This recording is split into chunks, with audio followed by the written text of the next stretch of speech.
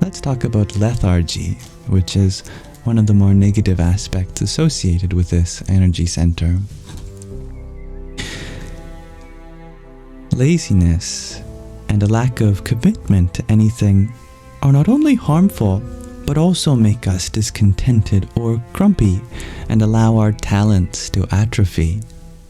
But unwinding and relaxing after work are important and beneficial for our health.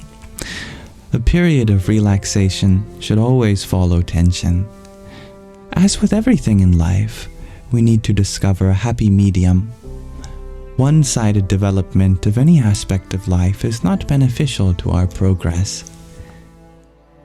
Through doubt, we make life difficult for ourselves. Doubt creates conflict. It divides the cohesiveness of confidence into duality of certainty and uncertainty. But first and foremost, self-doubt burdens our own existence, and the inner conflict it creates weakens our will to achieve, and through this, our uncertainty increases even more. On the other hand, doubt can be very useful when it guides us in our critical analysis of Maya, material existence. Doubt is a function of the intellect, called buddhi in Sanskrit. God gave us the intellect to enable us to differentiate between right and wrong, and to make the correct decision. Dispelling doubt brings us certainty, peace, and composure. With these qualities, we become a pillar of society and can help others overcome their doubts. When we shed the inhibiting effects of doubt, the path towards clarity and a deep faith in divine guidance opens before us. Many people think that they are able to deal with their emotions simply by expressing them.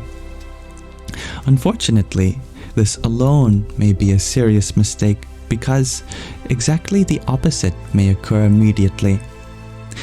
If we give way to the desires of the Svadhisthana chakra, they intensify reciprocally. It's a tough word apparently, and poison our inner self. If something or someone stands in our way, and we allow our desires and passions free rein, the ego shows its quote-unquote claws. Rage builds up inside us. This draws out an even stronger weapon, hate, whose fire is further fanned by envy and resentment.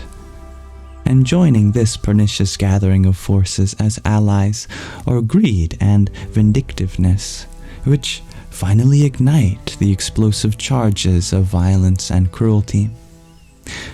Daily, we hear, see, and read what terrible things have been caused throughout the world by feelings of bitter resentment, anger, jealousy, and acts of violence. When we look at the scenes of devastation caused by us, self-doubt naturally arises. We become conscious of what we have done, but do not know what to do about it. Usually we react to this by blocking out the events, suppressing our feelings, and pushing them down into the subconscious. All too often we stifle with the tender stirrings and understanding and improvement by laziness and lethargy. How we handle our tendencies and qualities is always crucial. Whether we cultivate and use them positively or negatively, whether we use them egoistically and inconsiderately, merely for our own benefit, or whether we use them for others with love, understanding, and sympathy. When a country is at war, communications and the postal services are the first to be disrupted. For as long as we are at war with ourselves, for as long as the quote-unquote dark qualities are in the majority and the ego rules the roost, and for as long as we are cut off from contact with the divine self, we are unable to hear God's call because we are too deeply caught up in our own inner dilemmas. We pray, Lord, make me an instrument of your peace.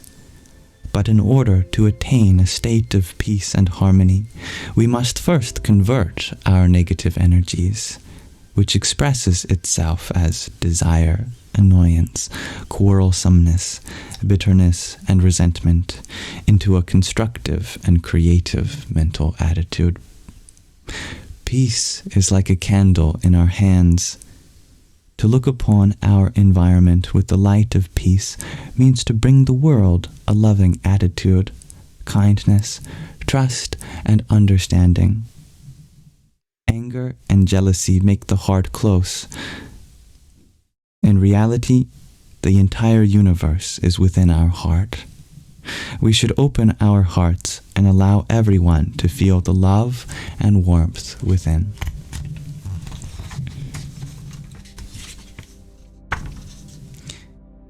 And let's pause our reading of The Hidden Power in Humans there for now. Thank you for listening. It's so important that for us to be a guiding light in this world, which is torn by darkness, we first have to find that light within. Without it, how can we hope to illuminate the darkness of the world? So too, this body is a part of the very same world we wish to give peace to, and therefore it is the first stepping stone on our way to distributing that peace, is to develop it within this body and mind.